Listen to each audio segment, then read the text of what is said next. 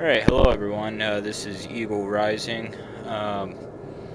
Just want to do a tutorial video on the basics of flight to give you a little bit better understanding of everything. Had a couple people already ask me to do a flight of me just flying around with the controlled position indicator on the screen. So I thought I would do that, and while I was at it, give a little bit of lessons on the fundamentals of flight. So first we're going to just pick it up to a hover. So the Gazelle, it's a European rotor system, so to counteract the torque you're actually going to have to press left, or correction, right pedal. And this is opposite to American helicopters, so if you fly the Huey that's going to be different. But you're just going to want to progressively pull on the collective and put in a little bit of pedal, and it'll slowly pick up off the ground, and if you have the right pedal input you won't need to change it. But if it starts turning on you, then you want to apply the appropriate pedal. And so hovering, how do we get a stable hover? Well, it's small movements, especially on this Gazelle. A lot of people complain that the Gazelle is very touchy, but it's a very smooth aircraft. So we just want to check 12s, 3s, and 9s. So looking out to the left, looking out in front of us, getting these good reference points. And starting out, you want to pick something ways away, about 50 feet away, and just look at that. And a lot of people have a tendency of either drifting forward or backwards, so that's why you look out to your right and check that you're not drifting past your point, and then you check your 12 to make sure that you're not drifting left or right.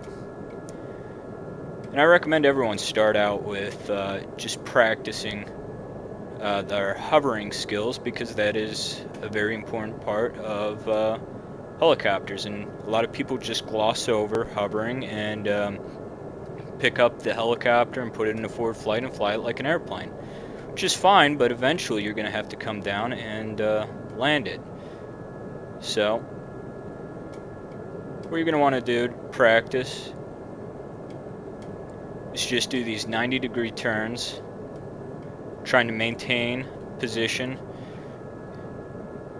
You're going to want to pick an area like a runway or something and put yourself in a box and try giving yourself the challenge of staying inside that box without over controlling. So if you find yourself over controlling, open up your box a little bit more and give yourself a little bit more wiggle room. But the ultimate goal is to get as close to a dead perfect hover as possible. It's not easy, especially when you add wind into the equation. It takes hours, hundreds of hours to get a perfect hover effortlessly. But something that you want to do that I wasn't doing right there is actually look into your turn. I'm kind of used to the Oculus Rift, so the Track IR right now is a little unusual for me. But definitely when you're starting out, you want to look into your turns, and that'll help it out. Alright, so you got hovering down and feeling pretty comfortable, and you want to transition it into forward flight. So a lot of people just pull the collective and push forward on the cyclic, and yeah, that'll get you in the air, but there's going to be times where that's not the most efficient way, especially when you're heavily loaded. You're going to be pulling a lot of power, and it's just not going to work that well. So I'm going to show you a demonstration. I'm pretty stable, about 5 foot hover, maybe less. So what I'm going to do is just move the cyclic forward just a little, and I'm not even touching the collective. And we just moved through translational lift, and the helicopter's climbing now, and I didn't even touch the collective. So that brings me to my next point, and what I want to talk about is when we're going through effective translational lift. And there's a couple different things, and there's a couple different aerodynamic principles that happen when you go through translational lift. I'm going to keep it basic for the sake of being a short video. So, but if you want more, I do these lessons on my helicopter group, DCS, Black Shark Den. Check us out. There's going to be a link in the description below. But I'll go through the basics. So effective translational lift is basically means that your rotor system is becoming more efficient. And through a couple different aerodynamic effects, you're going to have to counteract inputs. So when you're going through effective translational lift, the first thing you're going to notice is the nose will pitch back. And that's because of a couple different factors. Like I said, you can look it up, or you can see it in my lessons that I have written out. But I just want to give you the control inputs that you'd use to counteract all these different aerodynamic effects. So first, it's going to blow back, so you're going to want to push forward on the cyclic. And then it's going to want to roll to the right, and American helicopters is going to want to roll to the left. I might have that backwards. I'll find out in a second. And then you're going to have to apply a little bit of left pedal because that tail rotor is also getting more efficient. So you're not having to put as much anti-torque in. So demonstrate again, slow forward hover. And you'll know ETL, it'll start shaking. So right about there, having to put a little bit left pedal in. And then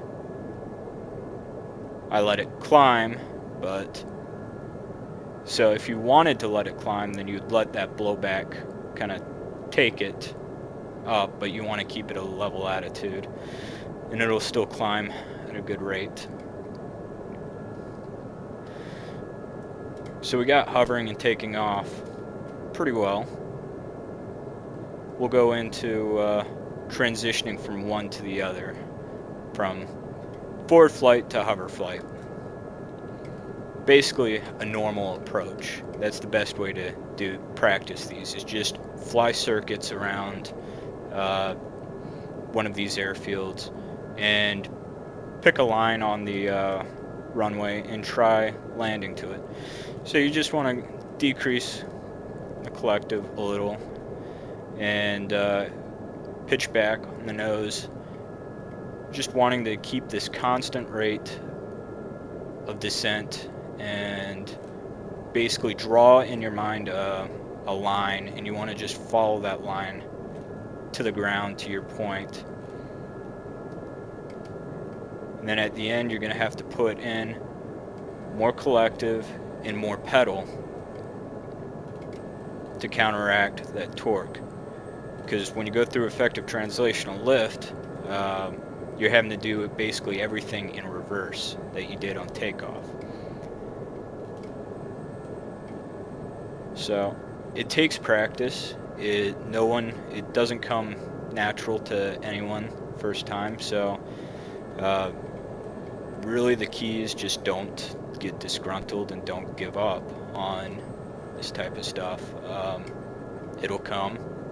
At some point it'll just click.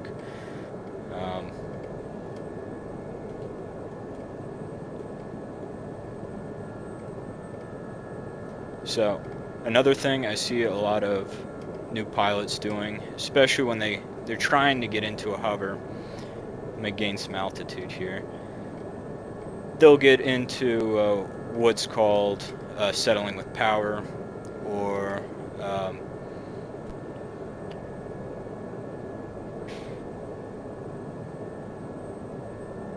drawing a blank for whatever reason on that. It'll come to me in a second. But in the Army we call it settling with power, and I know a lot of people in DCS call it VRS, vortex ring state. See, there it comes. Happens more than you think. Alright, so what are the things you need to get into vortex ring state? So you need a rate of descent of 300 feet per minute or greater.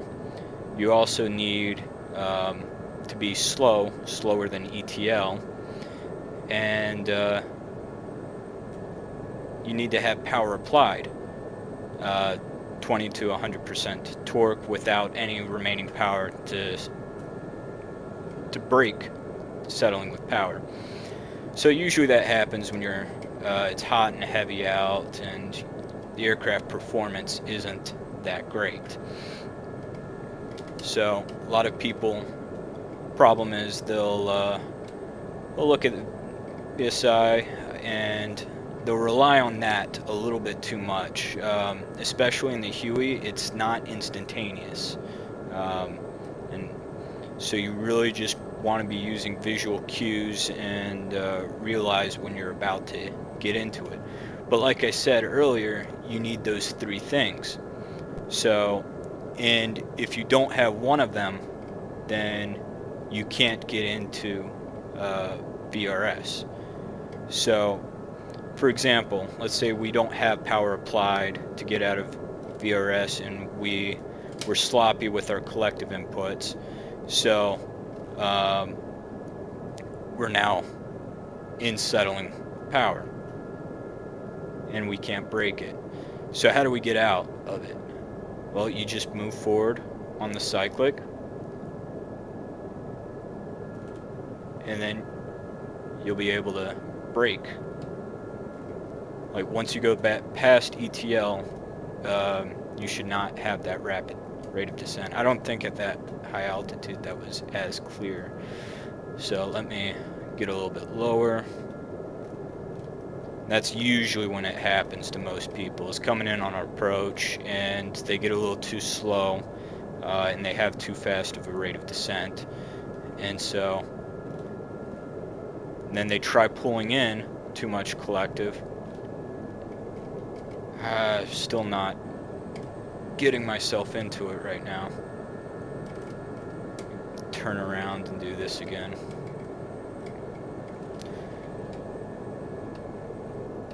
I swear I'm trying to make this short. I didn't want to drag this out. Alright. So, I still have power applied, but I'm getting too slow and my rate of descent is getting too high. I realize right now. Alright. Alright, just had a little bit of a mishap there. No big deal. It's a little bit low to demonstrate that. But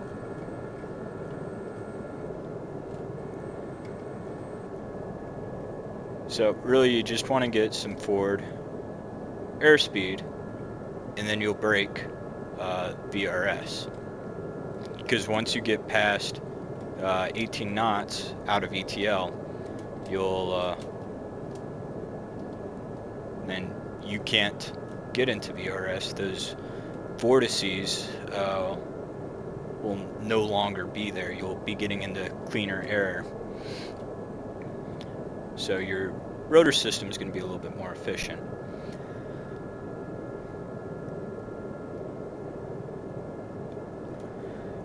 Alright, what else?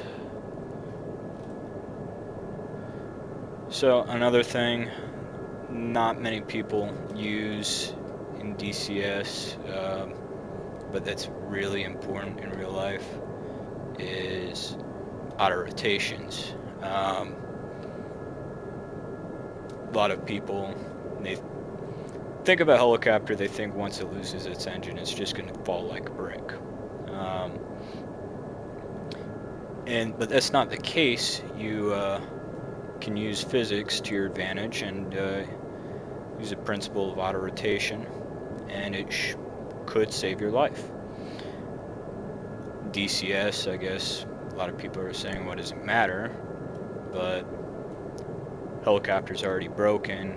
Who cares if the pilot dies? But it's a fun thing to practice, and if you use DCS like a tool, like I do sometimes, it really helps. So really you just want to have some altitudes to start with. You really can do this at any altitude. Airspeed really is the dictating factor. There's a chart that you can look up. I'm pretty sure I had it linked in my fundamentals of flight lessons, that depicts how high you can be and how slow you can be without dying. So I'll go ahead and demonstrate before I run out of runway. So we just pull power and drop the collective. Yep. Yeah, yeah. Just give me a second.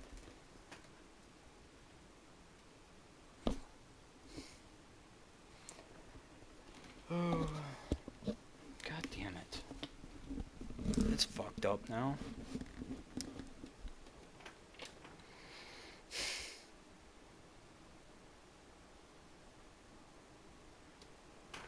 I don't know how I'm gonna re-enter this. Alright.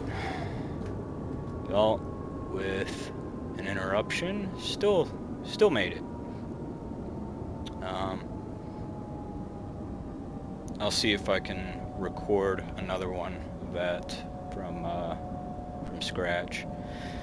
Alright everyone, I'm back. Sorry about the interruption. Still managed to pull off the auto. But as I was saying, four things you want to look for as you're entering the auto is your rotor speed, airspeed, trim, and suitable spot to land in. Acronym is RATS, and it's just a good way to go over your cross scan as you're coming down. So there's 3 separate phases of an auto rotation. There's the entry, and basically it's going all the way to about 100 feet, and then you got the decel, and then you have the level and cushion. And the decel, level, and cushion pretty much happen simultaneously, so I'll try talking my way through this as I come down. So I'm gonna go ahead and enter, come down, looking at my rotors good, airspeed is a little slow, and I'm in trim. Go ahead, level,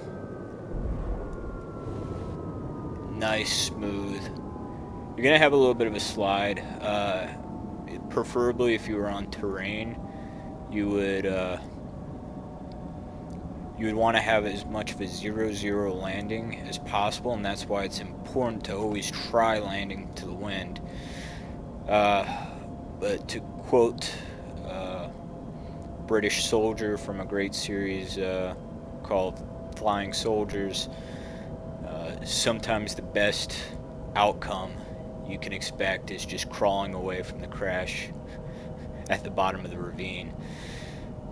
So, ideal conditions, you should have no problems with this.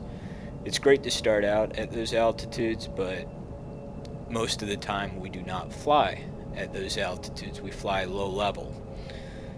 So, you should try practicing, if you're going to practice this, which I do recommend, that you should practice these at low level after you master the regular auto. And then after you get that, you should try getting them as slow as possible.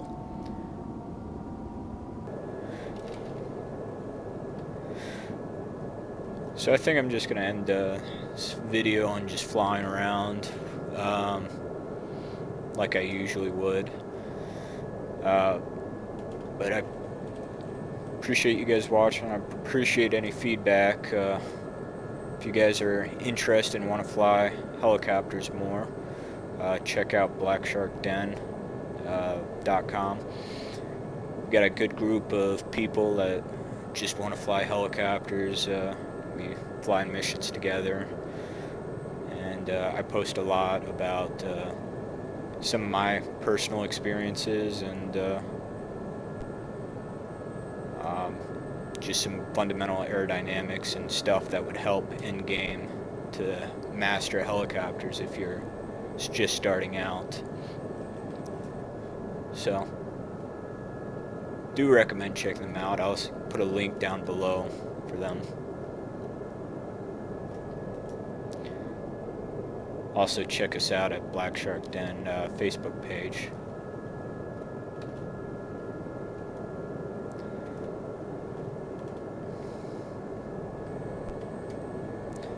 I'll leave you guys with this.